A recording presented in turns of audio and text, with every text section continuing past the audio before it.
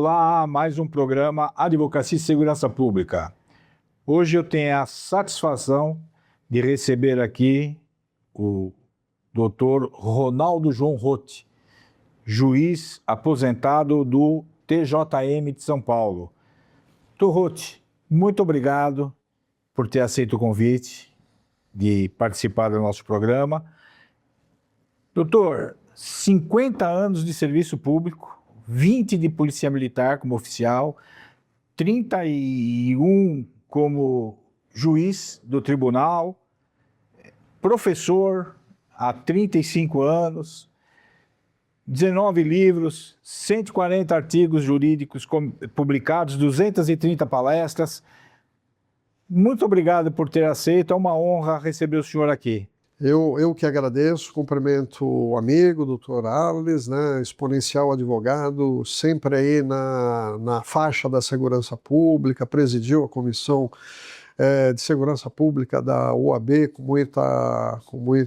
muito destaque, e aqui participar, né, batemos um papo no programa de segurança tão prestigiado como esse. Eu que fico muito grato do convite, né, mas estamos aí, vamos enfrentar as questões aí. Doutor, hoje nós estamos vendo, diante dos fatos que vêm acontecendo diariamente, as abordagens policiais, prisão em flagrante, feitas no Brasil, consequentemente ocorrem absolvições dos infratores pelo fato das abordagens policiais serem consideradas ilegais pela justiça. Diante da experiência que o senhor tem como oficial policial militar e como juiz do TJM, como o senhor analisa esse contexto hoje? Doutor Arles, essa é uma questão hoje das mais discutidas no Brasil todo na área de segurança pública, né? Em verdade, né, a atividade policial preventiva, essa que nós vemos na rua diariamente, ela sofre uma série de intempéries, obstáculos, perigos, etc. Mas sempre foi terreno sólido, né, a atuação preventiva da polícia, né, e o exercício do poder de polícia com base no direito administrativo, né. Em 2022, mais precisamente, em abril, o Superior Tribunal de Justiça ele mudou esse entendimento com o RHC 158-580 da Bahia, reconhecendo numa abordagem policial lá do estado da Bahia, onde o cidadão estava conduzindo na mochila entorpecente, mais os apetrechos lá de tráfico, né, balança de precisão, etc., e outros equipamentos mais. Nessa abordagem de rotina, ele foi preso, o TJ, o primeira instância o condenou, houve um HC para a segunda instância manteve essa condenação, só que houve um HC para o STJ, e nesse julgado do STJ, a concepção mudou. Resumidamente, no sentido de que a abordagem foi ilegal porque ela careceu de investigação. Foram vários argumentos, mas esse é o principal, eu reputo. São vários aí, para a gente ser bem resumido. E a partir daí o STJ passou a ter decisões no mesmo sentido, reconhecendo a ilegalidade da abordagem policial. E isso afeta todo o Brasil, todas as polícias, a segurança de todos, né? Porque a polícia diariamente tem o dever de prestar segurança e presta segurança, nesse caso, fazendo abordagens diante daquilo que vê irregular, daquilo que vê como suspeito, né? E aí tem uma outra questão. Não cabe à polícia militar, isso nosso ordenamento jurídico, pela Constituição Federal, pelos nossos códigos de processo, aí, CPP, enfim, e o próprio militar, não cabe à polícia militar investigar. A investigação é atividade exclusiva da Polícia Civil ou da Polícia Federal. Sim. Então, veja, daí... Das polícias judiciárias. Da polícia judiciária. Daí que ocorrido um crime né? A delegacia registra o fato, se instaura o inquérito, se fazem as investigações e quando houver necessidade de uma diligência, o delegado representa junto ao juiz, o juiz autoriza, busca e apreensão, diligências na residência, etc. É assim que funciona.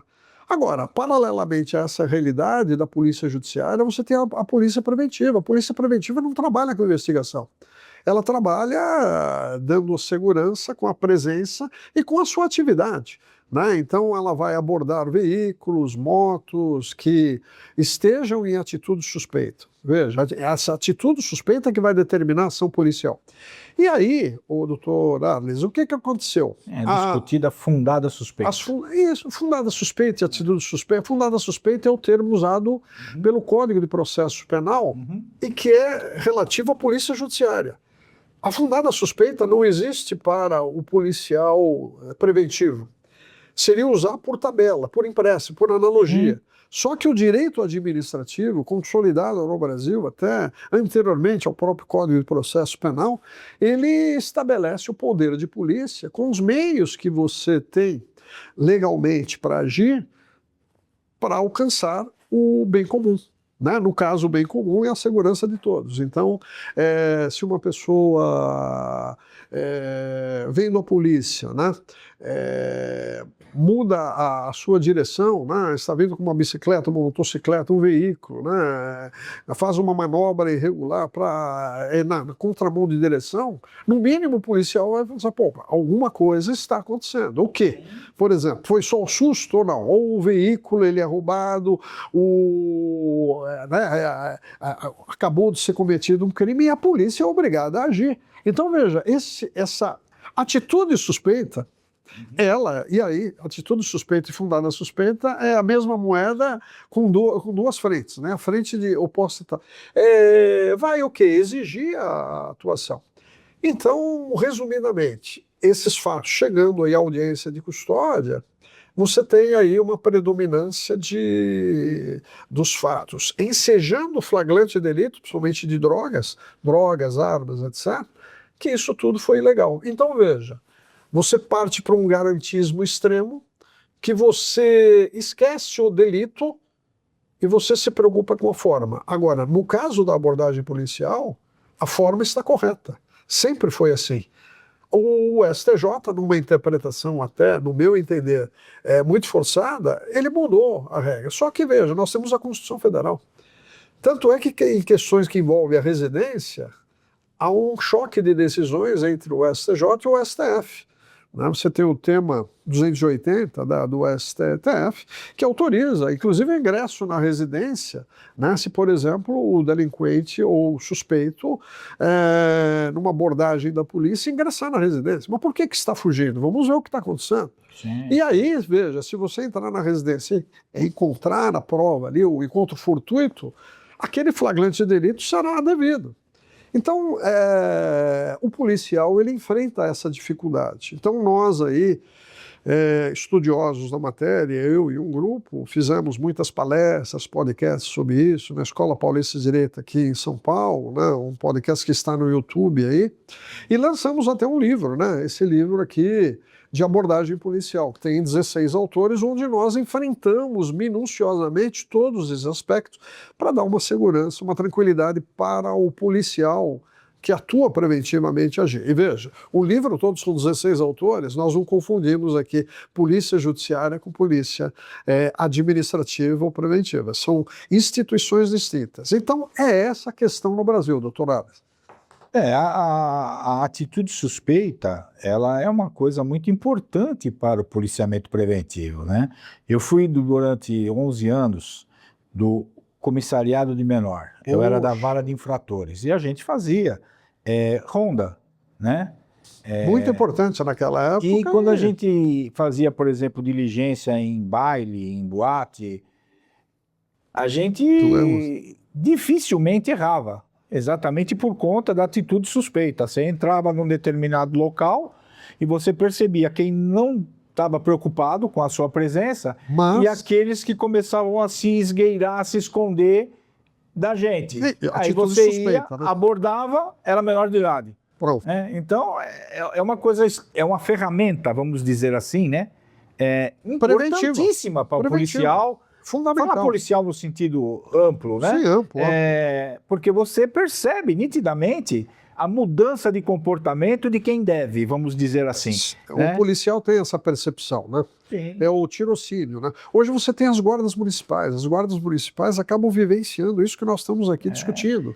E veja, essa sua lembrança do comissariado de menores me traz à mente o seguinte: nessa época vigia o Código de Menores. Código de Menores. Lembra? Isso. E essa atividade do comissariado era muito importante. Então, veja que a gênese de toda essa atividade, ela se calca no direito administrativo e não no direito processual penal, por uma questão muito simples. A polícia preventiva, ela age antes do crime. Sim. E se deparar com o crime, deve reprimir, prender em flagrante delito.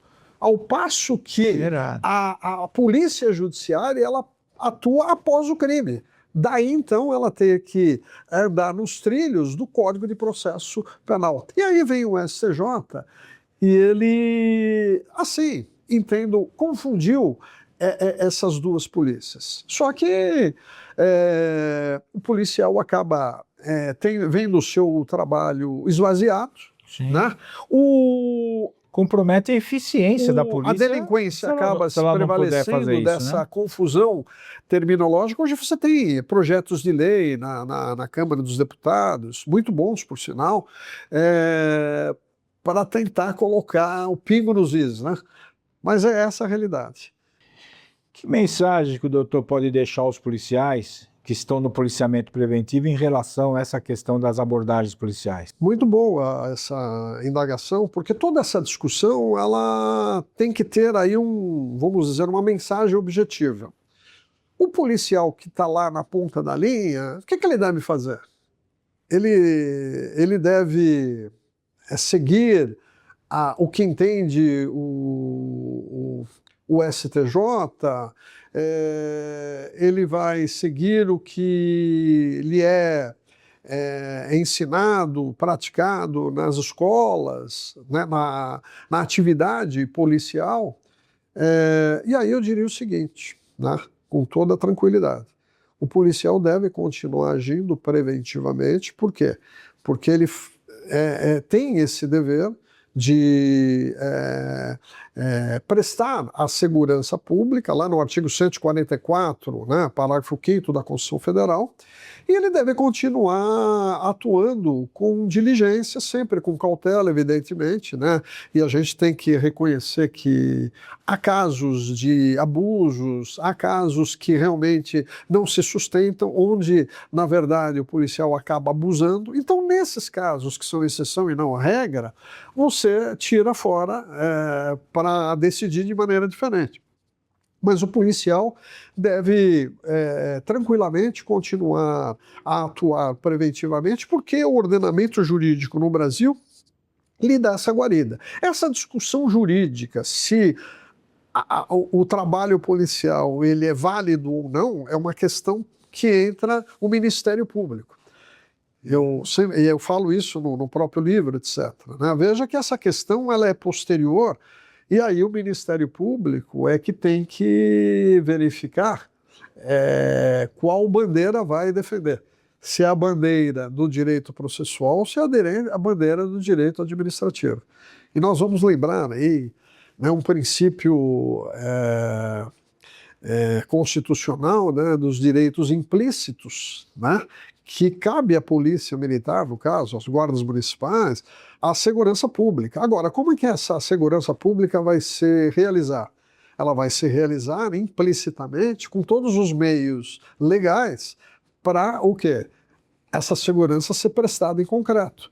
Né? Então, se, por exemplo, o policial abordar um veículo porque ele estava em atitude suspeita, como eu mencionei anteriormente, e se ali ele constatar nessa abordagem que uma pessoa, por exemplo, está sendo transportada de maneira constrangida dentro do veículo e ele constatar ali, né, a olhos ali, né, pelos seus sentidos, que está havendo um crime, o papel dele, segundo o Código de Processo Penal, é prender em flagrante delito o criminoso.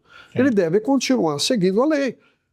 Agora, se depois essa atuação for considerada ilegal, né, a gente só pode lamentar. Mas como eu falei, veja, o policial não pode ficar para prestar segurança para toda a população no Brasil vinculado a uma discussão que vai ocorrer meses, anos depois, né, e imaginar como é que vai ser a decisão no tribunal. Verdade. Né? Eu vejo assim, e a mensagem é prática, então. Doutor, 35 anos na Justiça Militar. Como o doutor analisa a responsabilidade criminal do policial militar diante da legislação vigente? Então, essa é uma questão muito espinhosa, né? Estamos falando do policial militar, né? Aquele Sim. que presta a segurança pública, né? Tem como dever constitucional, né, a preservação da ordem pública e a polícia ostensiva. Essa é a missão aí do policial militar diariamente. Aliás, as polícias militares no Brasil prestam o serviço essencial, né? O doutor Arles, que presidiu a Comissão de Direito à Segurança Pública aqui na OAB, sabe muito bem disso. Então, veja, a responsabilidade do policial militar, ela é tríplice, eu diria, veja, porque o policial militar, ele tem que observar todas as leis, né, para o correto desempenho da sua atividade, e ele está submetido, pelo menos vinculado, como queiro, teoricamente, ao Código Penal brasileiro, a todas as leis extravagantes do Código Penal brasileiro. Ele também está submetido ao Código Penal Militar, né, que nós aí repartimos, são 2 códigos penais, e ele também está submetido ao Código Eleitoral, na parte penal. Então, veja, o policial militar, ele sofre uma tríplice incidência de fiscalização. Portanto, ele tem que andar muito correto para não cometer nenhum desses 3 crimes. A questão eleitoral, ela é específica, né? Ela é muito específica, mas o policial militar pode cometer um crime eleitoral, né? Principalmente no período eleitoral. O policial militar pode cometer um crime comum, ele pode cometer um crime militar. Então, como é que eu vejo a questão da responsabilidade criminal dos policiais militares? Eu vejo que é uma categoria das mais espinhosas, que tem aí muitos, mas muitos deveres, e pouquíssimos direitos. E posso afirmar, né, é uma categoria profissional muito importante, essencial para a sociedade, que merece todos os nossos aplausos. Eu, por exemplo, sou oriundo da Polícia Militar. Meu primeiro emprego foi a Polícia Militar aqui em São Paulo. Ingressei na Academia do Barro Branco como cadete, né? Depois fui promovido a aspirante, depois de concluir a academia, segundo tenente, primeiro tenente, capitão. Trabalhei na área operacional da Polícia Militar, então conheço isso muito, né? E depois fui para a Justiça Militar, onde fiquei 31 anos. Então, resumidamente, o que eu vejo quanto à responsabilidade criminal do policial? O policial, se praticar um fato ilegal, criminoso, ele vai ser detectado e vai ser responsabilizado por isso. Essa é uma categoria altamente vigiada, né? Por toda a sociedade, em especial pelo Ministério Público. Dr. Roth, pela sua vasta experiência profissional, comparando a legislação militar, é mais rigorosa em relação ao militar do que a legislação comum em relação ao civil? Olha, essa é uma pergunta que envolve 2 realidades, né? Nós temos 2 justiças bem distintas, né? A justiça comum e a justiça militar. Consequentemente, cada uma dessas justiças tem um arcabouço legislativo, né, e jurídico próprio, né? Então nós temos as leis penais comuns, o Código Penal Comum e o Código Penal Militar.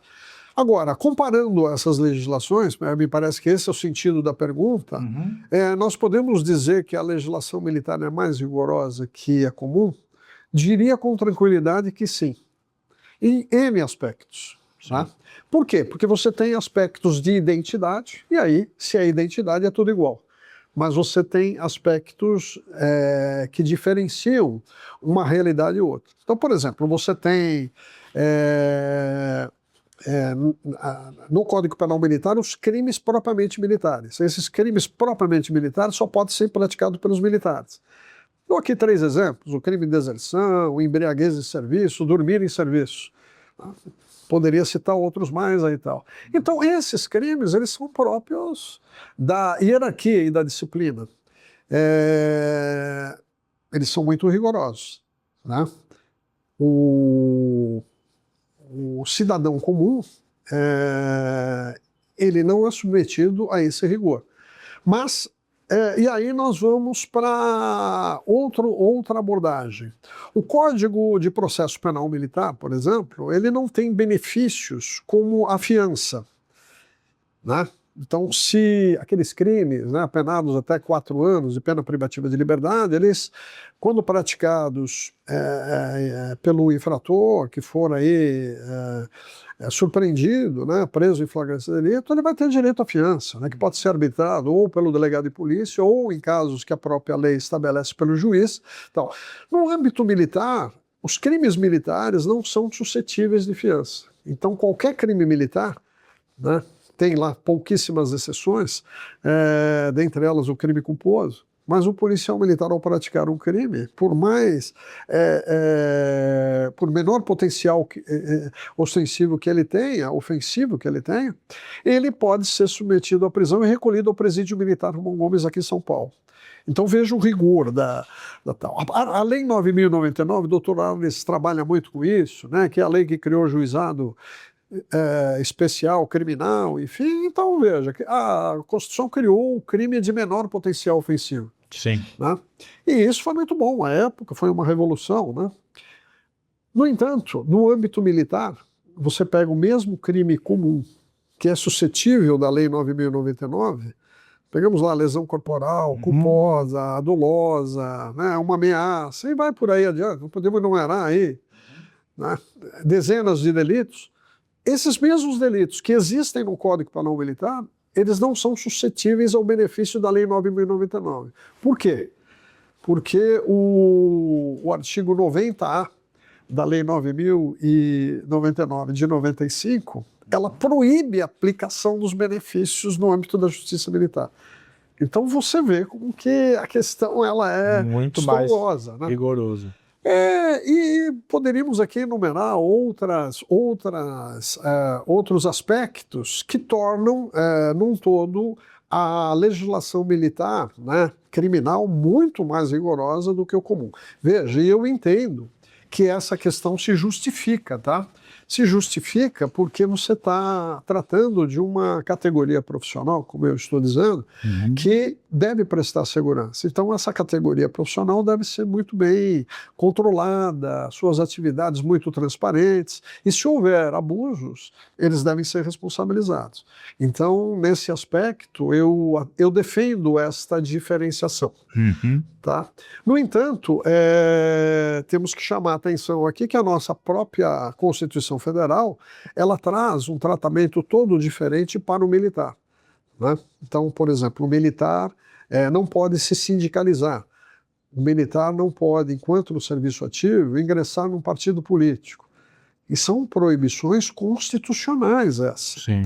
Né? Então, veja que o ordenamento jurídico no Brasil ele é diferenciado para o militar. Torrote, o senhor citou agora há pouco as guardas municipais.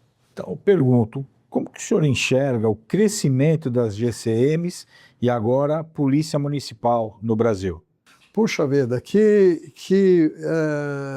boa essa pergunta, né, nesse bate-papo nosso aqui. A Guarda Municipal, né, já ocupando aí o espaço constitucional, lá no artigo 144, né, agora ganhou mais realce, né? Nós estamos à beira da aprovação aí da PEC de Segurança Pública, né? Já aprovada na Câmara, né? Agora dependendo o Senado decidir, mas tudo indica que será aprovada nos termos já decididos. pela primeira casa aí de leis, né? Ela alavanca a Guarda Municipal, agora a Polícia Municipal. Né? Tanto é que as guardas municipais, agora a Polícia Municipal, nós estamos nessa transição talvez por dias ou meses aí, essa instituição tem um estatuto, né? O estatuto próprio, que define as suas atribuições, que define os direitos, os seus deveres, né? Que estabelece muito bem aí o seu espaço. E veja, essa questão já foi também analisada pelo próprio Supremo Tribunal Federal nas ações constitucionais, reconhecendo o trabalho legítimo e necessário, legal, das guardas municipais. Então, eu vejo o crescimento da Polícia Municipal como muito positivo na prática, né? Porque nós vamos somar efetivos, né? No dia a dia, né? Ostensivamente, em prol da população. Então nós vamos ter a nossa essencial polícia militar e, né, ao seu lado, realizando uma atividade diminuta, a polícia municipal. Eu não vejo aí incompatibilidade entre elas. Né? Hoje essa discussão aí me parece mais uma discussão fora do foco, né? Porque o foco principal é a proteção à população. Esse é o foco principal. Agora, a questão de limitar a atuação, veja, isso a lei pode fazer, é um fato posterior. Então eu vejo com muito bons olhos, positivamente, o crescimento e a envergadura, né, da Polícia Municipal, que merece todos os meus aplausos aí. Como diz um amigo meu, tem ladrão para todo mundo, né? Exatamente. Boa colocação. Doutor Roth, como que o doutor vê o ensino de direito militar no Brasil? Olha, o direito militar, ele é o mais antigo aqui na nossa terra, né? Veja, só para a gente fazer um registro histórico, em 1808, e já são 218 anos aí, vamos completar agora, né? A família real deixou Portugal vindo para o Brasil, e aqui se estabeleceu então a metrópole, né? E o Brasil, nesse período, com a chegada da família real, no alvará de 1º de abril de 1808, foi criada a Justiça Militar no Brasil, a mais antiga do Brasil. E, consequentemente, o direito militar foi aqui estruturado e aplicado desde então. Então, o direito militar ele é muito antigo. Agora, a sua pergunta, como eu vejo o ensino do direito militar no Brasil? Bom, muito embora ele seja muito antigo, o que nós podemos afirmar? Veja, há exatamente um século, né? Então, aí no período de 1925 a 1930, a lei de ensino no Brasil, ela estabelecia a obrigatoriedade do ensino do direito militar no 5º ano da faculdade de Direito. E então, durante 5 anos, o direito militar foi obrigatório no Brasil, em virtude desse advento legislativo. Muito bem, a partir de 1930, ele se tornou facultativo esse ensino. E na prática, o que aconteceu? Ele desapareceu. Então, o ensino do direito militar, ele ficou restrito às instituições militares, Marinha, Exército, Aeronáutica, as suas escolas correspondentes de oficiais e praças, enfim, e a Polícia Militar e o Corpo de Bombeiros Militares. Muito bem, aí você vai dizer, poxa, mas se é um direito tão importante, nós temos uma justiça especializada, né? Como está hoje? Bom, com raríssimas exceções, e eu posso dizer que até participei de uma dessas exceções aqui em São Paulo, nós conseguimos levar para uma instituição de ensino superior aqui em São Paulo, na Unisal, campus Santa Terezinha, nós ficamos 3 anos no 5º ano com o direito militar. Foi algo assim, fantástico, inédito, né? Depois dessa retrospectiva que eu fiz, mas logo depois também desapareceu, por uma série de circunstâncias aí que no outro programa eu posso explicar. Na prática, então, onde nós vamos ter esse ensino de direito militar? Na pós-graduação, nos cursos de pós-graduação de direito militar. E aqui em São Paulo, então, eu tive a oportunidade de ser convidado e assim permaneci durante 11 anos na Escola Paulista de Direito, a EPD, renomada, muito conhecida, com uma pós-graduação voltada para o direito militar. Hoje posso dizer que 90% dos advogados que atuam aqui em São Paulo no direito militar, eles foram alunos da EPD. Foram meus alunos, por sinal. E então, aqui em São Paulo foi essa a realidade. Depois nós vamos ter Rio de Janeiro, tem também cursos de pós-graduação de direito militar, hoje no Paraná. Mas veja, o direito militar ele é escasso ainda. Tá?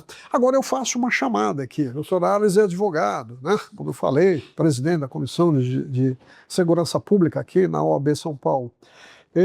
A OAB, na época do presidente Luiz Flávio Durso, ele teve uma visão fantástica. Ele, muito sensível à área militar, ele criou a Comissão de Direito Militar. Foi a primeira comissão criada no Brasil do direito militar na OAB. Muito bem. Essa comissão de lá para cá se tornou estável e replicou em todas as subseções. Hoje, esse exemplo ele replica em todo o Brasil, porque você encontra o direito militar tendo espaço dentro da OAB. No entanto, volto aqui a dizer, o ensino do direito militar ainda é escasso. Então a OAB precisa ter sensibilidade para isso, né? Precisa inserir lá no exame da OAB, né, questões do direito militar, porque isso vai alavancar a ida do ensino de direito militar na graduação do direito. Hoje nós não temos isso, o que é uma lacuna injustificável no meu entender. Verdade. Para finalizar, que nós já estamos indo para o final da entrevista, Torroti, em relação aos crimes de homicídio dolosos praticados por policiais militares em serviço, que são julgados pelo Tribunal do Júri, qual a sua posição sobre esses julgamentos? Eles são mais vantajosos para os policiais militares ou não? Bom, essa é uma outra questão prática também muito importante aí, para a gente entender bem, né? Justiça militar e justiça comum. Os homicídios dolosos contra a vida, né? Eles são próprios do júri, né? Sim. Júri, primeira fase, perante os juízes de direito, e a segunda fase, se houver a pronúncia, lá perante os jurados, né? Presididos pelo juiz de direito, lá o conselho de sentença, né? Em 96, nós tivemos a Lei 9.299, que retirou a competência da Justiça Militar para esses crimes dolosos contra a vida. Depois nós tivemos o advento da Emenda Constitucional 45, em 2004, a reforma do Judiciário, que estabeleceu que a Justiça Militar ela constitucionalizou a Lei 9299 de 96, passando a competência para o júri. Então, a sua pergunta, se eu vejo aí que o policial na atividade, no dia a dia do policiamento, enfrentando a criminalidade, hoje inclusive a criminalidade organizada, né? Um armamento muito potente, enfim, né? Eles são muito audazes, né? Eles desacreditam o Estado, eles enfrentam o Estado e a polícia é o primeiro escudo. Agora, esses confrontos aí ocorridos no dia a dia do policiamento levam o policial militar, no fim da linha, a ser processado e julgado num eventual homicídio, num eventual morte contra civil no júri. E aí, né, vem o sentido da pergunta, né? Como é que eu vejo a justiça militar como foi mais vantajosa? Entendo que sim, em todos os aspectos. Veja, anteriormente a 96, os crimes de homicídio doloso contra civis, eles eram julgados na justiça militar. A justiça militar era muito técnica. ela tem o juiz de direito e 4 juízes militares. Então vejam, o julgamento era sempre, e é ainda, técnico. Passando esse mesmo fato para o júri, o que acontece? Você tem uma primeira fase perante o juiz de direito, né, que se entender que houve ali realmente crimes, ele vai mandar para o Tribunal Popular, e o Tribunal Popular, na segunda fase, no Conselho de Sentença, os jurados, que vão ser presididos por um juiz de direito, é o que vão dar o veredito. Só que aí, veja, o juiz de direito não julga, ele preside, diferentemente da justiça militar, onde o juiz de direito processa e julga. Né? Então, o que ocorre? Os jurados, na sua visão e na tecnicidade, né, dos trabalhos que ali se realizam no júri, eles acabam entendendo muito policiais militares os casos de evento morte. Então, a quantidade de absolvições no júri, ela é estatisticamente muito superior, mas muito superior àquelas comparadas à justiça militar antes de 96. Nós temos trabalhos jurídicos nesse sentido, inclusive nessa obra aqui, Direito Militar, Doutrina e Aplicações, a obra do século de Direito Militar, um trabalho magnífico do atual secretário aqui de Administração Penitenciária de São Paulo, que é o secretário Marcelo Streiffiger, coronel da reserva da PM, onde ele trata, né, ele vê a estatística dos primeiros 10 anos aí, do que resultou em absolvições no júri, que é algo assim assustador. E isso reflete uma amostragem em todo o país. E a gente sabe pela própria imprensa aí, dos integrantes do Ministério Público, com entrevistas que, né, já estão registradas aí, inclusive mencionadas no próprio artigo que eu mencionei, onde eles ali afirmam com toda tranquilidade: é muito difícil a condenação de um policial militar num confronto com delinquentes. Por quê? Porque os valores que vão ser levados em consideração para o julgamento do jurado são diferentes daqueles realizados pelo juízo técnico, no caso o juiz de direito ou o Conselho de Justiça Militar, lá na Justiça Especializada. Muito bom. Excelência, muito obrigado pela aula na área de direito militar, mas eu quero aproveitar essa oportunidade como representante da sociedade civil, fui dirigente da Ordem 20 anos, presidente da Comissão de Segurança Pública durante 11. Eu quero agradecer ao senhor por tudo que o senhor fez pela sociedade, pelos 20 anos de policial militar, pelos 31 como membro do Judiciário do Tribunal de Justiça Militar, e por tudo que o senhor fez pela sociedade no sentido de como professor, como escritor, como palestrante, não tem o que a gente falar para agradecer uma dedicação de 51 anos de vida pública, tudo que o senhor fez pela sociedade. Então fica aqui o meu agradecimento público por tudo que o senhor fez pela gente. Muito obrigado. A palavra é sua para o senhor fazer o seu encerramento, depois eu termino o programa. Muito obrigado. Eu só posso agradecer essas palavras. Sei que são muito sinceras, né? Eu conheço o Dr. Arles, o seu profissionalismo, a sua integridade moral. E veja, eu entendo o seguinte: são 51 anos de atividade pública muito bem trabalhados, né?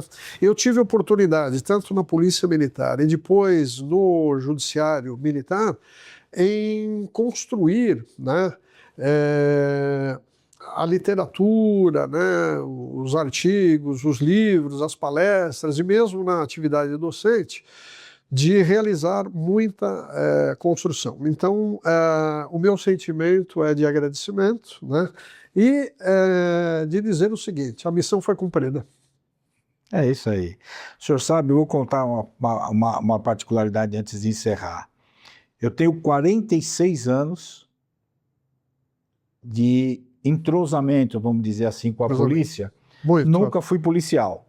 Quem me aproximou das polícias foi um professor meu, na época que eu estava no colégio, chamado Edilberto Ferrarini. Sim, coronel nosso. Ele me levou, e mais alguns colegas lá na época que nós éramos estudantes, Poxa vida. adolescentes ainda, para conhecer a rota. Olha, Eu fiz amizade com alguns policiais da rota daquela época, onde ele comandou, né? onde ele comandou. Ele comandou.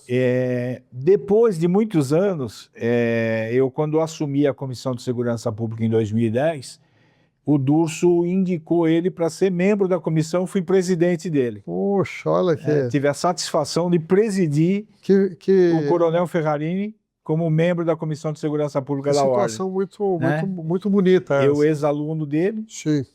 passei a ser presidente dele.